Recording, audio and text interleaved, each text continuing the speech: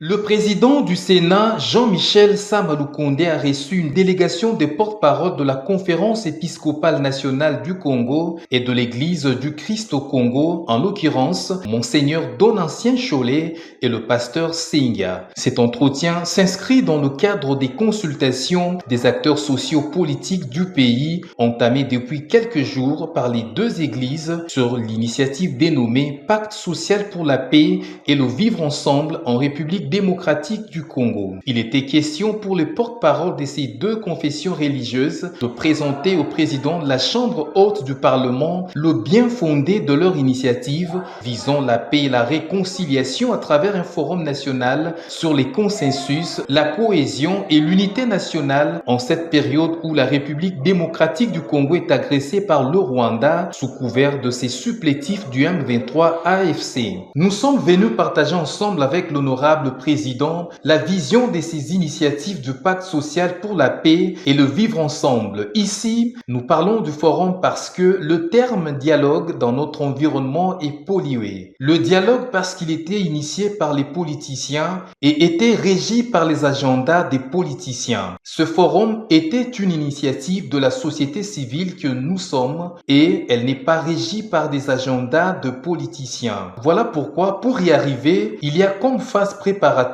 des réflexions approfondies autour des commissions thématiques, les réflexions menées par des experts de haute fracture au niveau mondial, et nous avons la position des Congolais qui savent les identifier, et ça sera seulement au terme de ces échanges qu'on pourra proposer aux participants, politiciens et à la société civile une matrice qui pourra nous amener à ces consensus, à ce pacte qui n'est pas écrit d'avance par la CENCO et l'ECC, mais qui sera issu du consensus national. C'est que nous attendons du Congolais qu'il suive de près parce qu'il y a un problème de garantie, à savoir, est-ce que ce qui sortira de là ne sera pas manipulé ou rejeté par je ne sais. Congolais suivent de près, qu'ils comprennent que les réflexions et résolutions qui sortiront de ces forums sont vraies, la voie indiquée pour le bien vivre ensemble au Congo et avec voisins. Ils seront mieux placés pour les protéger, a indiqué Abbé Donatien Cholet.